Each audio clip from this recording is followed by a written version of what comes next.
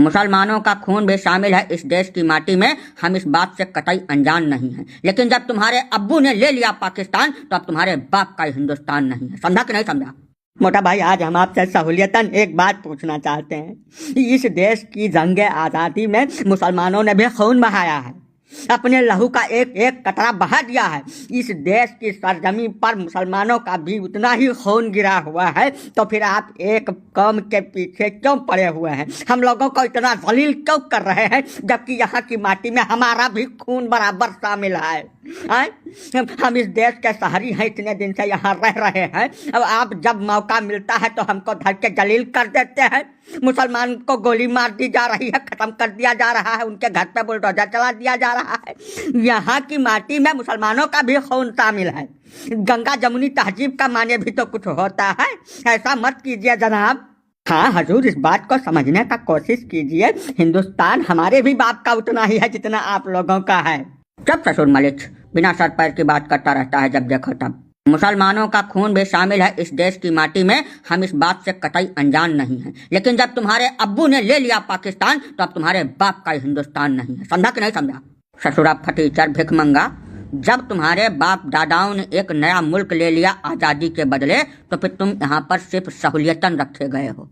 और रहना है तो एक ईमानदार और शरीफ नागरिक की तरह रहना सीख लो, अन्यथा जो हम करेंगे वो तुम झेल नहीं पाओगे। इसको खूब अच्छी तरीके से अपने दिमाग में बैठा लेना। अभी तक जो हुआ उसे बीछी कुछ ही झूल रहा था, आगे से सांप गुजर झूलेगा उसको तुम देख नहीं पाओगे, कतई नहीं देख पाओगे। समझा कि नहीं? गंगा जमुनी तहजीब का कहानी सुना रहा है। अरे ससुरे चांडाल चपरहा, इसी गंगा जमुनी तहजीब की आड़ में बैठ के लहरू चच्चा और गैंडी ने मिलकर इस देश की ऐसी तैसी कर डाली। हजारों लाखों एकड़ जमीन पे तुम साले अपना चद्दर बढ़ाए के बैठे हो। अब क्या चाहते हो रे?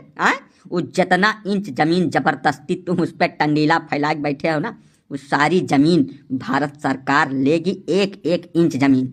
उसके बाद ही हम तसल्ली से बैठेंगे। ये सबसे महत्वपूर्ण बात, जिन जिन जगहों पे तुम नाजायज कब्जा किए हुए हो उन कब्जा को छोड़ दो, उनके असली मालिक को लौटा दो, वरना हम ऐसी जगह डंडा डालेंगे कि दिखाने लायक नहीं रहोगे।